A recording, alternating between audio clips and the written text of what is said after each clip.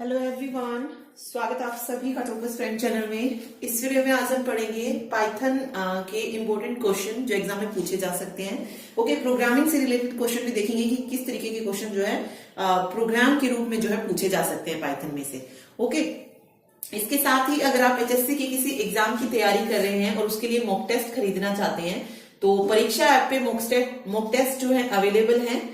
ठीक है, अगर आप लेना चाहें, अपनी तैयारी को चेक करना चाहें तो मॉक टेस्ट ले सकते हैं। इन मॉक टेस्ट को खरीदने के लिए आप हमारा टॉपर्स 50 कोड यूज कर सकते हैं। अगर टॉपर्स 50 कोड यूज करेंगे तो इस पे आपको 50% का ऑफ मिल जाएगा मॉक टेस्ट पे। ठीक, इसके साथ ही जो वीडियो है उनकी पीडीएफ के लिए आप हमारा एनसीईआरटी जो कंप्यूटर का पैक है वो ले सकते हैं। 1000 रुपीज का है, और अगर आप इसे एचएससी के साथ क्रैश कोर्स के साथ लेंगे तो ये दोनों आपको 1500 में मिल जाएंगे। अलग अलग जो है दोनों 1000 के हैं। ठीक है, चलिए पाइथन के क्वेश्चन शुरू करते हैं। देखिए फर्स्ट क्वेश्चन है पाइथन को किसने विकसित किया, डेवलप किसने किया है पाइथन को। ऑप्शंस हैं Guido van Rossum, James Gosling, Dennis Ritchie और बजरानी स्ट्रोस्ट्रप। तो किसने किया था पाइथन को डेवलप किया था गाइडो वोन रोसम ने।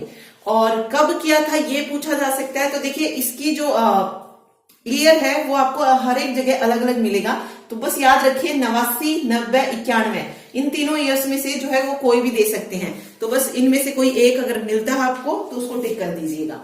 ठीक है, और इसको डेवलप किया था गाइडो वोन रोसम ने। डेनिस रिची ने किस लैंग्वेज को डेवलप किया था? डेनिस रिची ने सी लैंग्वेज को डेवलप किया था, सी लैंग्वेज को। और बजरानी स्ट्रोस्ट्रप ने C++ को। तो ये भी याद रखिए, अगर आपसे पूछा जाए कि सी लैंग्वेज को किसने डेवलप किया है तो डेनिस रिची, और C++ को पूछा जाए तो बजरानी स्ट्रोस्ट्रप ने। ठीक है, नेक्स्ट क्वेश्चन पे चलते हैं। क्वेश्चन नंबर 2 है। चलिए नेक्स्ट देखिए, नेक्स्ट क्वेश्चन है पाइथन को किस भाषा में लिखा गया है? सी लैंग्वेज में, C++ में या फिर जावा में? तो पाइथन को किस भाषा में लिखा गया है? पाइथन को सी लैंग्वेज में लिखा गया है। तो यहाँ पे ऑप्शन नंबर ए जो है करेक्ट हो जाएगा। ओके, अगला देखिए, पाइथन की एक्सटेंशन फाइल का नाम क्या है? .p, .py या .python। यानी कि मान लीजिए पाइथन में मैं कोई कोड लिख रही हूँ और जब मुझे उसे सेव करना है तो उसकी एक्सटेंशन क्या देंगे हम? जैसे सी में अगर हम कोई प्रोग्राम बनाते हैं तो जब मुझे फाइल सेव करनी होती है तो किससे करते हैं? .c से या .cpp से। ठीक है, इनसे जो है उनको सेव करते हैं फाइल को। सेम पाइथन की जो है बतानी है कि एक्सटेंशन फाइल क्या होती है, .p, .py, .python। तो राइट आंसर हो जाएगा .py। ठीक है, py से जो है हम उसको सेव करेंगे। अगला है, क्या पाइथन एक ऑब्जेक्ट ओरिएंटेड प्रोग्रामिंग लैंग्वेज है? ट्रू या फॉल्स? तो ये मैंने बताया आपको कि पाइथन जो है एक ऑब्जेक्ट ओरिएंटेड प्रोग्रामिंग लैंग्वेज है। क्यों? क्योंकि ये ओओपी के कॉन्सेप्ट को क्या करती है, जो ओओपी के फीचर है या ओओपी का जो कंसेप्ट है उसको सपोर्ट करती है। फॉर एग्जांपल ओओपी कंसेप्ट में अब क्या आता है? क्लासेस सपोर्ट करती है उसको, ऑब्जेक्ट को सपोर्ट करती है, इनहेरिटेंस हो गया। ये नेक्स्ट लेक्चर में यही सब हम जो है डिस्कस करेंगे कि object, classes, inheritance, polymorphism, encapsulation क्या चीजें होती है ये। तो पाइथन एक ऑब्जेक्ट ओरिएंटेड प्रोग्रामिंग लैंग्वेज है, तो बिल्कुल ट्रू जो है यहां पर सही हो जाएगा। ओके, चलिए नेक्स्ट क्वेश्चन देखते हैं, क्वेश्चन नंबर 5। अगला क्वेश्चन देखिए, पाइथन 3.0 को कब रिलीज किया गया? ठीक है, पाइथन के अलग अलग वर्जन आए थे, तो इसमें ये इंपॉर्टेंट है वर्जन पाइथन 3.0। तो इसको रिलीज पूछा है कि कब किया गया था? 2000, 2008, 2011 या 2016? तो पाइथन 3.0 को रिलीज किया गया था 2008 में। तो बी ऑप्शन जो है यहाँ पे करेक्ट हो जाएगा। अगला है, इनमें से कौन सा सही है? इनमें से सत्य बताना है कौन सा है। क्या पाइथन एक उच्च स्तरीय भाषा है? मींस क्या पाइथन एक हाई लेवल लैंग्वेज है? पाइथन एक इंटरप्रेटेड लैंग्वेज है? पाइथन ऑब्जेक्ट ओरिएंटेड है? या सभी सत्य हैं? तो देखिए ऑब्जेक्ट ओरिएंटेड तो है ही, साथ में हमने और क्या फीचर पढ़े थे? पाइथन एक इंटरप्रेटेड लैंग्वेज भी है और पाइथन एक हाई लेवल लैंग्वेज भी है। तो यहां पर भी ऑप्शन डी जो है करेक्ट हो जाएगा। सभी पॉइंट्स जो है क्या बिल्कुल सत्य हैं। ठीक है, डी ऑप्शन जो है यहाँ पे सही होगा, सभी सत्य है। ठीक है, नेक्स्ट क्वेश्चन देखते हैं। देखिए नेक्स्ट है, पाइथन में सिंगल लाइन कमेंट कौन सा है? ठीक है, 4 ऑप्शन दिए गए हैं, hash, at the rate, O, asterisk, कौन सा है इनमें से सिंगल लाइन कमेंट? तो कमेंट किस तरीके से डालते हैं? हैश से। तो सी ऑप्शन यहाँ पे करेक्ट हो जाएगा कि ये जो है सिंगल लाइन कमेंट है। ठीक है, और मल्टी लाइन कमेंट किस तरीके से था? कुछ ऐसे था। ठीक है, ये मल्टी लाइन कमेंट जो है होता है पाइथन में। ओके, चलिए अब देखते हैं कुछ और क्वेश्चंस। ओके, एक मिनट, यहाँ पे 2 नहीं 3 होते हैं मल्टी लाइन कमेंट्स में, तो ये मल्टी लाइन कमेंट्स का होता है पाइथन में, मल्टी लाइन कमेंट। ठीक है, अब प्रोग्रामिंग से रिलेटेड क्वेश्चन देखते हैं। अगला क्वेश्चन देखिए, इनमें से इनवैलिड वेरिएबल कौन सा है? My underscore string underscore 1, first underscore string, foo, या सिर्फ अंडरस्कोर। तो इनवैलिड वेरिएबल बताना है। वेरिएबल के रूल मैंने आपको बताए थे क्या होते हैं। देखिए, वेरिएबल में जो है क्या क्या यूज हो सकता है? अल्फाबेट्स यूज हो सकते हैं, अंडरस्कोर यूज हो सकता है और नंबर यूज हो सकते हैं। ठीक है, तो देखिए, और एक और कंडीशन थी कि जो स्टार्टिंग होगी या तो वो अंडरस्कोर से हो सकती है या फिर अल्फाबेट से हो सकती है। तो ए बिल्कुल सही है यहाँ पर। ठीक है, ऑप्शन बी में अगर आप देखेंगे तो फर्स्ट नंबर क्या है? नंबर है। फर्स्ट जो कैरेक्टर है वो क्या है? नंबर है। तो इसीलिए राइट आंसर ये हो जाएगा, क्योंकि ये एक इनवैलिड वेरिएबल है, ये वेरिएबल नहीं है। फू बिल्कुल सही है, और सिर्फ अंडरस्कोर है तो भी वो वैलिड वेरिएबल माना जाएगा। ओके, तो इनवैलिड वेरिएबल यहां पर ऑप्शन बी जो है सही हो जाएगा। ठीक है, चलिए आगे आते हैं, एक और क्वेश्चन देखते हैं। Question number 9। क्वेश्चन नंबर 9 है, इनमें से कौन सा कीवर्ड नहीं है? इनमें से कीवर्ड नहीं है। कीवर्ड कौन से होते हैं? जो रिजर्व वर्ड्स होते हैं पाइथन में, उन्हें बोला जाता है, जिन्हें हम एज इट इज लैंग्वेज में यूज करते हैं। इवैल, एसर्ट, नॉन लोकल या पास। तो इनमें से देखिए कि कौन सा है जो कि कीवर्ड नहीं है। तो राइट आंसर जो हो जाएगा, जो इसमें से कीवर्ड नहीं है, वो है इवेल। ठीक है, राइट आंसर जो है कौन सा हो जाएगा? इवेल। ठीक है, इवेल जो है यहाँ पे करेक्ट हो जाएगा। बाकी कीवर्ड होते हैं, एक्सेप्ट भी होता है, नॉन लोकल भी होता है, पास भी होता है। इसके अलावा और कौन कौन से होते हैं वो देख लेते हैं। एंड होता है, एंड भी एक कीवर्ड है। इसके अलावा कॉन्टिन्यू पढ़ा हमने, ब्रेक पढ़ा। ठीक है, फॉर लूप था, इज भी होता है, ट्रू भी होता है, फॉल्स भी होता है। ठीक, तो ये मेन हम देख रहे हैं। एज हो गया, इज भी होता है, एज भी होता है। फ्रॉम हो गया, एक हमने लैम्डा भी पढ़ा था। ठीक है, लैम्डा, रेज, ये भी कीवर्ड है। सोर्स हो गया। तो ये मेन कीवर्ड्स जो है याद रखिए कि पाइथन में ये कीवर्ड होते हैं। ठीक है, चलिए क्वेश्चन नंबर 10 देखते हैं। क्वेश्चन नंबर 10 पूछा जा सकता है, all keywords in Python are, मतलब जो कीवर्ड्स होते हैं, कीवर्ड्स पाइथन लैंग्वेज में कैसे होते हैं? ऑप्शंस देखिए। ऑप्शन ए है कि मतलब किस उसमें होते हैं? लोअर केस में, अपर केस में, या ऑप्शन सी कैपिटलाइज्ड होते हैं, या ऑप्शन डी है नन। मतलब जो कीवर्ड्स हम यूज करते हैं, जो मैंने अभी बताया आपको कि ये कीवर्ड्स होते हैं, ये पाइथन लैंग्वेज में किस तरीके के होते हैं। तो राइट आंसर हो जाएगा यहाँ पे नन ऑफ द अबव। ठीक है, ऐसा कुछ मेंशन नहीं होता है कि वो लोअर केस में है या अपर केस में है, कैपिटलाइज्ड।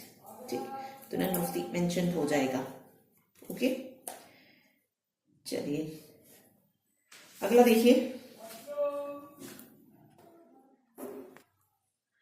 अगला क्वेश्चन पूछ सकता है कि क्या पाइथन केस सेंसिटिव है? ट्रू या फॉल्स? तो ये क्या हो जाएगा? बिल्कुल ट्रू है। पाइथन कैसी लैंग्वेज है? केस सेंसिटिव लैंग्वेज है। ठीक है, फिर पूछ सकता है कि पाइथन में आइडेंटिफायर की पॉसिबल मैक्सिमम लेंथ कितनी होती है? मैक्सिमम पॉसिबल लेंथ आइडेंटिफायर की किसमें? पाइथन में। तो राइट आंसर हो जाएगा नन ऑफ द मेंशन, यानी कि ऐसा कुछ भी मेंशन नहीं है कि उसकी लेंथ इतनी होनी चाहिए, कितनी भी जो है वो हो सकती है। ठीक है, चलिए अब एक और देखते हैं वेरिएबल से रिलेटेड। अब वो पूछ सकता है आपसे कि इनमें से इनवैलिड स्टेटमेंट बताइए कौन सी है। इनवैलिड स्टेटमेंट, ये वेरिएबल से ही रिलेटेड पूछ रहे हैं हम। देखिए फर्स्ट जैसे ऑप्शन है A B C equal to, ये हो गया एक ऑप्शन। ऑप्शन बी है A B C equal to 1000, 2000 और 3000। ठीक है, एक मिनट, हाँ थर्ड ऑप्शन देखिए।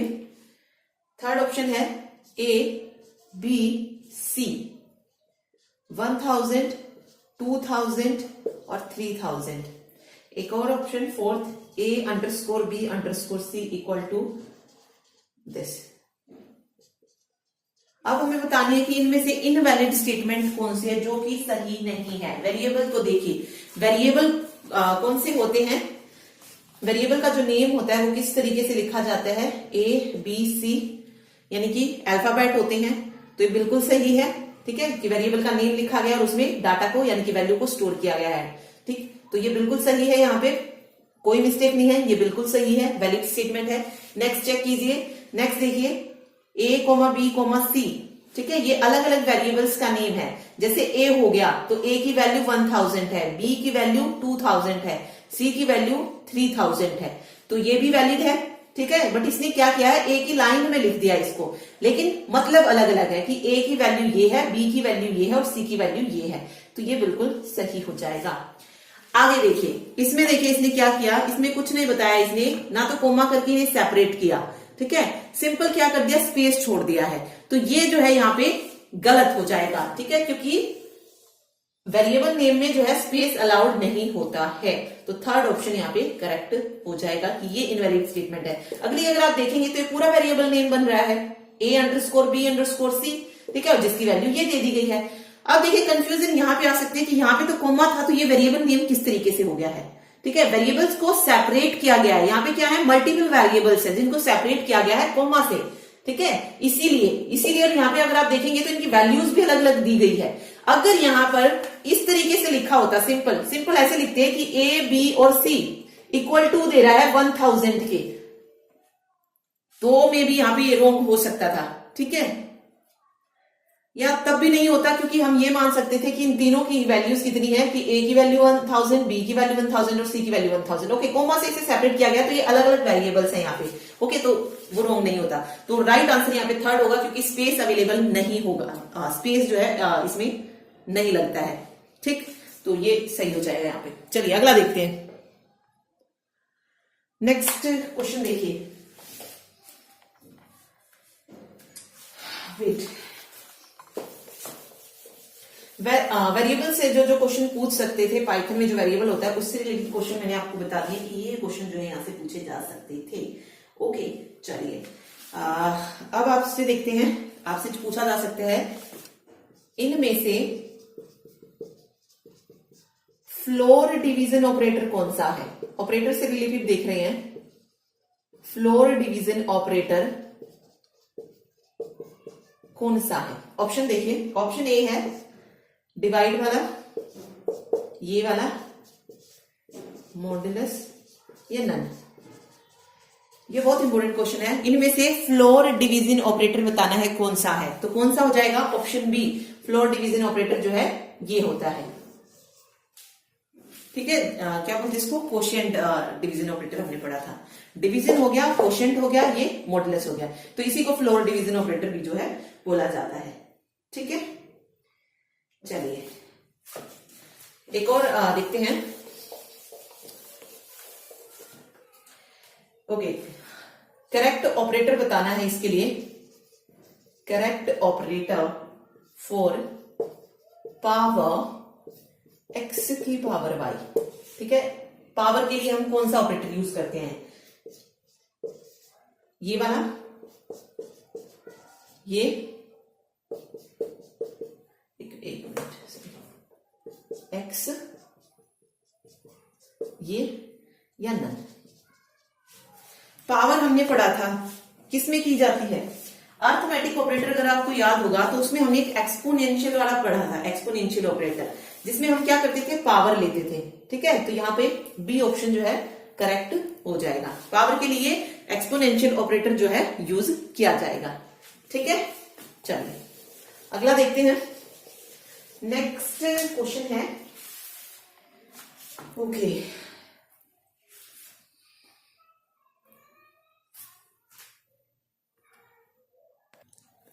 देखिए एक एक्सप्रेशन गिवन है आपको, उसकी वैल्यू बतानी है कि क्या आएगी। एक्सप्रेशन है 22 3, इसकी वैल्यू बतानी है फर्स्ट, सेकंड, थर्ड और फोर्थ। मॉड्यूलस में वैल्यू बतानी है कि क्या आएगी, 7, 1, 0 और 5। ठीक है, मॉड्यूलस में हम क्या लेते हैं? मॉड्यूलस में जो आंसर आता है वो कौन सा आता है? रिमाइंडर वैल्यू आती है। ठीक है, रिमाइंडर वैल्यू, तो 3 से कट करेंगे, 3 7 21, रिमाइंडर बचा 1, तो सोल्व होके हमें क्या मिलेगा? 1 मिलेगा। तो सेकंड ऑप्शन यहाँ पे करेक्ट हो जाएगा। ओके, एक और चीज याद रखिए, अगर यहीं पर होता 3.0 ऑप्शन होते 7, 1, 1.0 और 5, तब राइट आंसर क्या होता है यहाँ पे? तब राइट आंसर यहाँ पे 1.0 हो जाता, 1 नहीं होता, 1.0 हो जाता। ये चीज याद रखिए। ओके, तो थोड़ा सा कंफ्यूज करने के लिए दे सकते हैं। ठीक, चलिए आगे देखते हैं। नेक्स्ट है,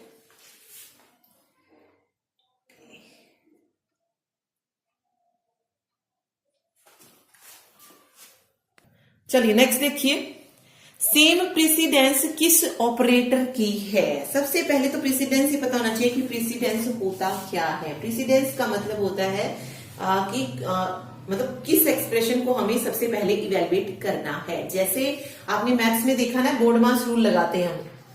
ठीक है, सबसे पहले हम किसको सोल्व करते हैं? बार को, फिर division, multiplication, addition, subtraction. Same किसमें होता है? कंप्यूटर में होता है। ओके, तो कौन सी चीज पहले इवेलुएट होगी, इसको बोला जाता है प्रीसीडेंस। ओके, जो सबसे पहले इवेलुएट होगा उसको क्या नाम दे देते हैं हम? हाईएस्ट प्रीसीडेंस, कि इसकी प्रीसीडेंस क्या है? हाईएस्ट है। और जो सबसे लास्ट में सोल्व होगा उसको क्या बोल देंगे? लोवेस्ट प्रेसिडेंस बोल देंगे। ठीक ठीक, अब इसमें से बताना है कि कौन सा ऑपरेटर जिसकी सेम प्रेसिडेंस होती है, एडिशन और सब्ट्रैक्शन की, मल्टीप्लीकेशन एंड डिवीजन की, दोनों की, या नन ऑफ द अबव। ठीक है, देखिए अगर आप मैथ में भी देखते हैं, मल्टीप्लीकेशन और डिवीजन में से हम सबसे पहले किसको सोल्व करते हैं? डिवीजन को सोल्व करते हैं, उसके बाद मल्टीप्लीकेशन को। ठीक है, ऐसा तो नहीं होता कि दोनों सेम होते हैं प्रेसिडेंस में, बिल्कुल नहीं होता है, क्योंकि अगर हमने डिवीजन से पहले मल्टीप्लीकेशन को सोल्व किया तो हमारा आंसर कुछ अलग आएगा, डिवीजन को पहले सोल्व करेंगे तो आंसर कुछ आएगा। तो इसीलिए जो डिवीजन की प्रेसिडेंस होती है वो हाईएस्ट होती है मल्टीप्लीकेशन से। डिवीजन को पहले सोल्व करते हैं, मल्टीप्लीकेशन को बाद में। लेकिन एडिशन और सब्ट्रैक्शन में क्या होता है, चाहे आप पहले ऐड कर लीजिए चाहे आप सब्ट्रैक्ट कर लीजिए, दोनों में आंसर जो होता है वो सेम ही होता है। तो इनकी जो प्रेसिडेंस होती है वो क्या होती है? सेम होती है। तो फर्स्ट ऑप्शन यहाँ पे करेक्ट हो जाएगा कि एडिशन एंड सब्ट्रैक्शन जो होते हैं वो सेम प्रेसिडेंस के ऑपरेटर होते हैं। ओके, चलिए नेक्स्ट देखते हैं। देखिए नेक्स्ट क्वेश्चन है, प्रोग्राम हम पढ़ रहे हैं, प्रोग्राम सॉल्व करके देखेंगे। आउटपुट ऑफ द फॉलोइंग, आई की वैल्यू दी गई है 1, उसके बाद व्हाइल लूप चलाया गया है जिसमें डाला गया है true, if I modulus 2 equal to 0 then break print I, and then I की वैल्यू को इंक्रीमेंट किया गया है। ओके, तो इन चीजों मतलब प्रोग्राम के लिए आपको सारी चीजें पता होनी चाहिए कि ऑपरेटर्स क्या होते हैं, जंप स्टेटमेंट्स क्या होती हैं। ठीक है, क्योंकि अगर आपको पता है तो आप इजीली जो है प्रोग्राम को कर सकते हैं। देखिए अब देखिए इसको कैसे सोल्व करना है। ब्रेक मैंने आपको बताया है क्यों यूज की जाती है। जैसे ही हमारी कंडीशन ट्रू होगी, जो कंट्रोल होता है वो लूप से बाहर चला जाता है, यानी कि जहां तक प्रिंट हो चुका है वहीं तक छोड़ देगा, आगे वो वैल्यू को प्रिंट नहीं करेगा। ओके, चलिए शुरू करते हैं, देखते हैं कि ये कब कंडीशन सेटिस्फाई होगी। और जब तक कंडीशन सेटिस्फाई नहीं होती है, ट्रू नहीं होती है, तब तक आउटपुट जो है हमें प्रिंट होके मिलती रहेगी। सबसे पहले है आई की वैल्यू क्या है? 1 दी गई है। ओके, उसके बाद व्हाइल लूप जो है लगाया गया है, ट्रू, व्हाइल में क्या डाल दिया गया? ट्रू। ट्रू कब होगा? जब आई क्या है? परसेंटाइल 2 नॉट इक्वल टू 0 है। अब देखिए आई की वैल्यू 1 है, 1 मॉडुलस 2, क्या यहां पर 0 आएगा? मॉड्यूलस में क्या होता है, जब रिमाइंडर 0 होता है, जब रिमाइंडर क्या आ जाएगा, सॉरी यस, रिमाइंडर 0 हो जाएगा, ठीक है। लेकिन यहां से रिमाइंडर 0 आएगा ही नहीं, रिमाइंडर यहां पे 0 आएगा ही नहीं, तो इसीलिए ब्रेक स्टेटमेंट मतलब ये कंडीशन जो है ट्रू नहीं होगी। ओके, तो प्रिंट हो जाएगा आई प्रिंट हो जाएगा। तो नीचे लिख लेते हैं इसकी आउटपुट, यहां पे इस बॉक्स में लिख देती हूं मैं कि क्या प्रिंट जो है वो क्या हमें मिलेगा। तो सबसे पहले क्या प्रिंट हो जाएगा, 1 प्रिंट हो जाएगा, ठीक है। जैसे ही 1 प्रिंट हुआ 1 की वैल्यू इंक्रीज हो जाएगी। इस आई प्लस इक्वल टू का मतलब क्या है, I equal to I plus 2, ठीक है। तो आई की वैल्यू कितनी होगी, आई की वैल्यू थी 1 और उसमें 2 ऐड हो गया, तो आई की वैल्यू मुझे यहां से कितनी मिल जाएगी, 3 मिल जाएगी, ठीक है। आई की वैल्यू क्या हो गई अब 3। देन अगेन चेक करते हैं, वाइल पे चेक करते हैं, if I modulus 2 equal to 0, अब वैल्यू कितनी है 3 है, तो 3 मॉड्यूलस 2 चेक करेंगे हम, तो यहां से देखिए क्या बचेगा, रिमाइंडर कितना आएगा, 2 1 पे जाएगा 2 और 1 रिमाइंडर बचेगा, तो भी कंडीशन क्या हो रही है, फॉल्स है। और जैसे ही कंडीशन फॉल्स हो जाएगी प्रिंट हो जाएगी आई की वैल्यू, तो वाई की वैल्यू कितनी प्रिंट हो जाएगी, 3 प्रिंट हो जाएगी, ठीक है। अब हमें पता है आई की वैल्यू 3 हो चुकी है, अगेन हम इसमें इंक्रीमेंट करेंगे, ठीक है। अब आई की वैल्यू कितनी हो चुकी है, 3 हो चुकी है, तो यहां पर 3 प्लस 2 आई इक्वल टू 5 हो जाएगी, वैल्यू कितनी हो जाएगी 5। इसको अगेन हम कंडीशन चेक करेंगे, क्या 5% 2 5 मॉड्यूलस 2 इक्वल टू 0 आ रहा है, तो देखेंगे तो कितना रिमाइंडर बचेगा यहाँ पे, 2 2 जा 4, 2 2 जा 4, 2 रिमाइंडर आ रहा है, यानी कि सेटिस्फाइड नहीं हो रहा है, तो अगेन क्या प्रिंट हो जाएगा, 5 प्रिंट हो जाएगा। 135 जो है हो चुका है। उसके बाद जैसे ही 5 प्रिंट हो गया है आई में, आई की वैल्यू इंक्रीज हो जाएगी, I equal to I plus 2, तो आई की वैल्यू 5 प्लस 2 7, ठीक है। अगेन चेक करेंगे क्या 7 परसेंटाइल 2 या 7 मॉड्यूलस 2 क्या 0 के बराबर है, 2 या 6, अगेन 1 रिमाइंडर 0 नहीं आ रहा है, तो फिर से प्रिंट हो जाएगा 7। इसी तरीके से चेक करते हुए जाएगा, फिर 9 भी जो है प्रिंट हो जाएगा, क्योंकि अगर आप यहां से 9 परसेंटाइल 2 निकालेंगे तो 2 चौका 1 रिमाइंडर बचेगा, ये भी नहीं होगा। ओके, 9 वैल्यू थी, तो अगेन क्या होगी, 2 वैल्यू इंक्रीज होके 11 हो जाएगी। 11 परसेंटाइल 2 करते हैं तो 2 पंजे 10, 1 रिमाइंडर बच रहा है अभी भी। ओके, तो अगेन यहां पर 9 भी प्रिंट हो जाएगा, 11 भी प्रिंट हो जाएगा। 11 के बाद इंक्रीमेंट होगी वैल्यू में, 11 प्लस 2 13 मॉड्यूलस 2। इसमें भी देखिए, इसमें भी जो है हो रही है वैल्यू, अगर हम ओके 1 मिनट, ऑप्शन में गड़बड़ है, यहाँ पे जो है अप टू शो ऑन तक जाएगा, ठीक है, 11 से आगे भी। अब देखिए 13 पे अगर हम जाएंगे तो 2 6 12, अगेन 1 रिमाइंडर बचेगा, तो 13 भी प्रिंट हो जाएगा। तो मतलब इस तरीके से जो है ये प्रिंट होता जाएगा ही जाएगा, ये कंडीशन कभी सेटिस्फाई होगी ही नहीं। तो कौन सा ऑप्शन यहाँ पे सही बन रहा है, फर्स्ट ऑप्शन, सेकंड, थर्ड या डी? तो देखिए 1 3 5 7 9 ये सीरीज इसमें आ रही है, तो सी ऑप्शन यहाँ पे करेक्ट हो जाएगा कि हमें प्रिंट होके ये मिलेगा। आगे ये इस तरीके से चलता हुआ जाएगा, ठीक है। इस तरीके से इन क्वेश्चंस को सोल्व करना है। चलिए आगे देखते हैं 1 2 क्वेश्चन और प्रोग्राम के। आगे क्वेश्चन है एक a प्लस बी सी दिया गया है और हमें बताना है कि प्रिंट होके हमें यहां से क्या वैल्यू जो है मिलने वाली है। ओके, देखिए अगर आप इसमें देखेंगे a कौन सा डाटा टाइप है, मैंने बताया था डबल कोट हो सिंगल कोट हो, किस टाइप का हो जाएगा, स्ट्रिंग का हो जाएगा, ठीक है। ये भी स्ट्रिंग और ये भी क्या है, स्ट्रिंग है, ठीक है। बीच में क्या है, प्लस ऑपरेटर है, और स्ट्रिंग में मैंने आपको 2 ऑपरेटर बताए थे, एक प्लस था और एक ये मल्टीप्लाई वाला था। ओके, प्लस जो था इसको क्या बोलते हैं, कनकैटिनेशन ऑपरेटर बोलते हैं। ये क्या करता है, स्ट्रिंग में दोनों को एक साथ जो है हमें देता है। ओके, मतलब एक साथ दोनों को ऐड करके हमें देता है। तो यहां से a प्लस बी सी, यहां से क्या आंसर मुझे मिल जाएगा, a b c, तो डी ऑप्शन यहाँ पे करेक्ट हो जाएगा। अगला देखिए, अगला भी स्ट्रिंग का ही है, ABCD दिया गया है यहाँ पे और एक रेंज जो है इसमें दे दी है, ABCD और रेंज दे दी है। तो रेंज में मैंने आपको बताया था पहले इनिशियल वैल्यू गिवन होती है, फिर फाइनल वैल्यू गिवन होती है। इनिशियल वैल्यू हम लेते ही लेते हैं, बट फाइनल वैल्यू से एक कम जो है हम, मतलब फाइनल वैल्यू तक नहीं पहुंचते, उससे कम ही जो है रखते हैं, ठीक है। अब यहाँ पे देखिए सिर्फ इनिशियल वैल्यू तो मुझे गिवन है, इनिशियल वैल्यू तो गिवन है, बट फाइनल वैल्यू नहीं दी है, ठीक है। मुझे नहीं पता अब यहाँ पर क्या हो सकता है, कुछ भी हो सकता है यहाँ पे। तो तो हम इनिशियल वैल्यू से देखते हैं 2, तो मुझे 2 वैल्यू भी लेनी पड़ेगी। 2 अब किस पे आएगा, किससे शुरू करेंगे, यहां से ये मत लिख देना सीधा कि बी जो है प्रिंट होके मिलेगा, क्योंकि 0 से शुरू होती है। स्ट्रिंग को जब हम एक्सेस करते हैं तो किससे एक्सेस करते हैं, इंडेक्स से एक्सेस करते हैं। तो ये 0 इंडेक्स पे होगा, बी 1 इंडेक्स पे होगा, सी 2 इंडेक्स पे होगा और डी 3 इंडेक्स पे होगा। तो यहाँ पे मुझे सिर्फ इनिशियल वैल्यू पता है, तो ऑब्वियस है सी तो मेरा आएगा ही आएगा। अब डी आएगा या नहीं देख लेते। देखिए अब जब यहाँ पे कुछ नहीं है तो हमें नहीं पता कि यहाँ पे अगर 5 होता तो ऑब्वियस है थर्ड इंडेक्स मेरा एक्सेस होता, यहाँ पे 6 होता तो भी थर्ड इंडेक्स एक्सेस होता, यहाँ पे 4 होता तो भी थर्ड इंडेक्स एक्सेस होता। लेकिन अगर यहाँ पे 3 होता गिवन, तब मेरा सिर्फ सी आंसर होता।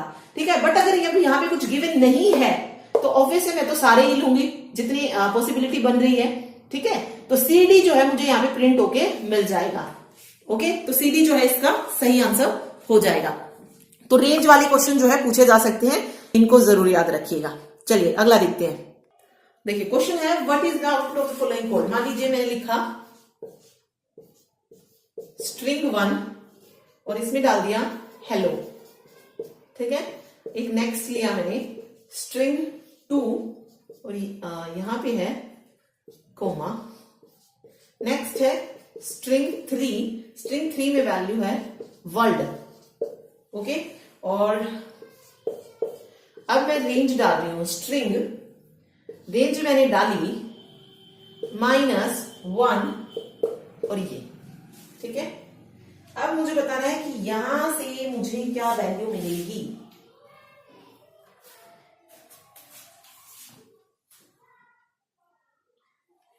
स्ट्रिंग 1 है यहाँ पे।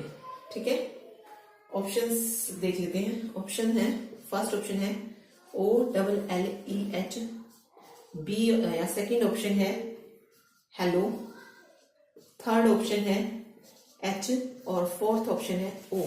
तो मुझे बताना है कि यहां से प्रिंट होके क्या मिलेगा। नेगेटिव इंडेक्स जो है यहाँ पे गिवन है -1।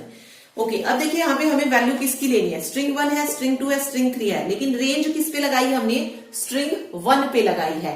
ओके, और इसका -1 इंडेक्स लेना है। अब इसमें कितने हैं टोटल, 5 है हेलो में। अगर मैं देखूं तो हेलो में 5 है, तो इंडेक्स जो होता है वो कितने से शुरू होता है, -5 से। अब 5 है तो वहीं से शुरू हो जाएगा, ये -5, ये -4, ये -3, ये -2, ये -1। ऑब्वियस है अब -1 को एक्सेस करना है हमें, तो -1 कर दिया हमने। ठीक है, -1 O हो जाएगा। ठीक, लेकिन इसमें भी सिर्फ इनिशियल वैल्यू गिवन है, लेकिन अगर आप यहां देखेंगे तो ऑब्वियस है हम इसको बैक में तो नहीं लेके आएंगे। -1 से उधर तो कुछ भी नहीं गिवन है, तो सिंपल O जो है मुझे प्रिंट होके मिल जाएगा। तो डी ऑप्शन यहाँ पे करेक्ट हो जाएगा। इसमें हम जो है इधर वाली वैल्यू नहीं लेंगे। ठीक है, तो -1 जो है सिर्फ O जो है मुझे यहाँ पे प्रिंट होके मिल जाएगा। ठीक, चलिए आगे चलते हैं।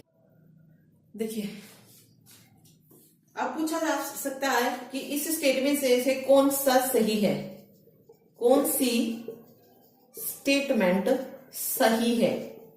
ठीक है, ऑप्शंस है लिस्ट, या सिर्फ लिस्ट लिख लेते हैं ऊपर, लिस्ट इम्यूटेबल है। ठीक है, या बी लिस्ट म्यूटेबल है, सी टप्पल म्यूटेबल है, या डी बोथ ना सॉरी ऑल। अब इनमें से सही बताना है कि कौन सी स्टेटमेंट सही है, लिस्ट इम्यूटेबल है या म्यूटेबल है या टप्पल म्यूटेबल है। देखिए ये मैंने आपको बताया, अगर हम इनमें देखें तो लिस्ट और एक और था लिस्ट के साथ डिक्शनरी, ये दोनों क्या होती है, म्यूटेबल होती है, यानी कि चेंजेबल होती हैं। लेकिन टप्पल हो गया और स्ट्रिंग हो गया, वो कैसी होती है, इम्यूटेबल होती है, यानी कि जिसमें कोई चेंज नहीं किया जा सकता, जिनको हम मॉडिफाई नहीं कर सकते हैं। तो करेक्ट आंसर बी हो जाएगा कि लिस्ट जो होती है वो म्यूटेबल होती है, उसमें हम जो है क्या कर सकते हैं, चेंज जो है कर सकते हैं। ओके, तो इस तरीके से क्वेश्चन जो है पूछा जा सकता है। ओके,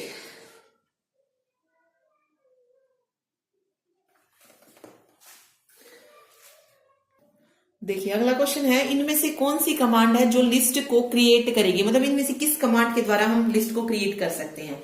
फर्स्ट ऑप्शन है जैसे लिस्ट 1 इक्वल टू लिस्ट, ठीक है। उसके बाद list 1 equal to list and then 1 2 3, list 1 then square braces and all. तो इसके द्वारा जो है लिस्ट को क्रिएट किया जा सकता है। तो तीनों ही ऑप्शन जो है बिल्कुल सही है। लिस्ट 1 जो है हम इस तरीके से क्रिएट करते हैं, इसके अंदर जो हम डालेंगे वो स्क्वायर ब्रेसेस में आएगा, ओके, और सिंपल जो है स्क्वायर ब्रेसेस में भी डाल सकते हैं। तो फोर्थ ऑप्शन यहाँ पे सही हो जाएगा, ऑल आर करेक्ट, ओके। चलिए अगला क्वेश्चन देखते हैं, what is the output when we execute list hello. देखिए अगर आपसे पूछा जाए कुछ इस तरीके से गिवन है लिस्ट हेलो, तो यहां से आपको क्या आउटपुट जो है मिलेगी। ऑप्शंस भी देख लीजिए, ऑप्शन गिवन है H E L L और O ऐसे। सेकंड है hello, third option is LLO and fourth option is OLLEH। देखिए टूट के तो हम देखिए हमें मिलेगी नहीं, ब्रेक होके तो हमें नहीं मिलेगी, ना ही उल्टी मिलेगी, तो ये दो ऑप्शन तो वैसे ही कट हो गए। अब इनमें से कोई एक मिलेगा, ठीक है। लिस्ट में हम क्या कर सकते हैं, एक पर्टिकुलर कैरेक्टर को भी एक्सेस कर सकते हैं। तो जो राइट आंसर होगा यहाँ पे ऑप्शन ए हो जाएगा। अगर हमें कोई लिस्ट एक्सेस करनी है तो वो हमें कुछ इस तरीके से मिलेगी, HELLO स्ट्रिंग में है, तो हर एक कैरेक्टर को हम एक्सेस कर सकते हैं, ओके। तो फर्स्ट ऑप्शन जो है यहाँ पे करेक्ट हो जाएगा कि हमें जो एक्सेस होके मिलेगी वो इस तरीके से मिलेगी, ठीक, ओके। सेम अगर आपके पास एक गिवन है, इसकी लेंथ पूछी जा सकती है कि इसकी लेंथ कितनी है, कितनी लेंथ है यहाँ पे अगर आप देखेंगे तो 1 2 3 4 5, इसकी लेंथ कितनी हो जाएगी, 5 हो जाती। लेकिन यहाँ पे अगर ये होता सिंपल, ये हेलो है ना, अगर हेलो होता तो इसकी लेंथ कितनी होती, 5 होती। इसी में अगर मैं जोड़ दूं हेलो देन उसके बाद स्पेस और हाई, तो इसकी लेंथ कितनी हो जाएगी, 5 इसकी, 2 इसकी और 1 स्पेस की, तो 5 2 7 और 1 8 हो जाएगी। तो स्पेस भी जो है हम इसमें काउंट करते हैं, याद रखिए स्ट्रिंग में स्पेस को भी काउंट जो है किया जाता है, ओके। चलिए आगे वही पूछ सकती है, 3 नंबर्स मान लीजिए आपको लिस्ट में दे दिए हैं और आपसे जैसे लिस्ट है 1 5 9 और पूछ सकती है कि सम बताइए लिस्ट 1 का कितना हो जाएगा। तो 9 5 14 1 15 हो जाएगा, तो 15 आ जाएगा, ठीक है। तो ऐसा भी क्वेश्चन जो है आपको दिया जा सकता है लिस्ट से, ठीक। चलिए एक दो क्वेश्चन अब टप्पल का देख लेते हैं। 4 ऑप्शन मैं लिख रही हूं। फर्स्ट ऑप्शन है 1 2 3, सेकेंड ऑप्शन है 1 2 3, third option is 1 2 3 and fourth option है ये। अब इनमें से बताना है कि पाइथन टप्पल कौन सा है, इसमें से पाइथन टप्पल बताना है कि कौन सा है। देखिए अगर हम बात करें स्क्वायर ब्रेसेस की, तो स्क्वायर ब्रेसेस से हम क्या दिखाते हैं, लिस्ट बनाते हैं, तो फर्स्ट नहीं हो सकता। पेरेंथीसिस भी नहीं हो सकता है, ठीक है। पेरेंथीसिस किस में यूज करते हैं, डिक्शनरी में, ठीक। तो टप्पल में क्या यूज की जाती है, नहीं सॉरी कर्ली ब्रेसेस होती है डिक्शनरी में, पाइथन में जो है पेरेंथीसिस यूज की जाती है। तो सेकंड ऑप्शन यहाँ पे सही हो जाएगा। जो पाइथन टप्पल है वो है 1 2 3, ये लिस्ट का हो जाएगा और ये डिक्शनरी का हो जाएगा, डिक्शनरी में, ठीक है। अब एक और देख लेते हैं, लिस्ट क्या होता है, म्यूटेबल होता है। डिक्शनरी क्या होती है, म्यूटेबल होती है। लिस्ट को किससे शो करते हैं, स्क्वायर ब्रेसेस से शो किया जाता है, ठीक है। और इंडेक्स के द्वारा एक्सेस किया जाता है। सेम डिक्शनरी में अगर मैं बात करूं तो डिक्शनरी में जो है इसको हम सेपरेट कोमा से कर रहे हैं और ये जो है किससे दिखाते हैं, कर्ली ब्रेसेस से दिखाते हैं इसको। और नेक्स्ट क्वेश्चन देखिए, यहां पर दिया गया है t और इक्वल टू 1 2 3 4, उसके बाद 1 और 3 की रेंज दी गई है, 4 ऑप्शन है, ओके। अब ये क्या है, अगर आप देखेंगे तो ये पेरेंथीसिस में है, तो ये टप्पल दिया गया है जिसकी रेंज दी गई है और हमें बताना है कि हमें आउटपुट में क्या प्रिंट होके मिलेगा, ओके। चलिए देखिए टप्पल को भी हम किस तरीके से एक्सेस करते हैं, इंडेक्स के द्वारा इसको एक्सेस किया जाता है। तो ऑब्वियसली यहां से 0 इंडेक्स, फिर 1 फिर 2 एंड देन 3। ओके, अब रेंज देखिए 1 से, यानी कि इनिशियल वैल्यू 1 है तो 1 तो आएगी ही, लेकिन फाइनल वैल्यू से कम रहेगी। तो फाइनल वैल्यू हमारी 3 है, 3 से जितने कम है और 1 के बाद जितने वो सारे प्रिंट हो गए हमें मिल जाएंगे। 1 पे क्या है, 2 है और उसके बाद 3 है, तो 2 और 3 जो है हमें यहां से प्रिंट होके मिल जाएंगे। तो सी ऑप्शन जो है यहाँ पे करेक्ट होगा। ओके, तो इस तरीके का प्रोग्राम भी जो है पूछा जा सकता है पुलिस के एग्जाम में। ठीक, चलिए, तो ये रेंज याद रखिए कि रेंज जो है इस तरीके से काम करती है। तो ये टपल का जो था हमने देख लिया है क्वेश्चन। ठीक है, तो ये थे कुछ इंपॉर्टेंट क्वेश्चंस। बाकी आपको अगर और क्वेश्चंस देखने हैं इनसे रिलेटेड जिसमें डिलीट या कुछ और ऑपरेशन अप्लाई होते हैं प्रोग्राम के, तो 1000 MCQ जो करवाए हुए हैं उसमें जाके भी जो है आप देख सकते हैं। ओके, चलिए, ये था आज का lecture. Thank you so much.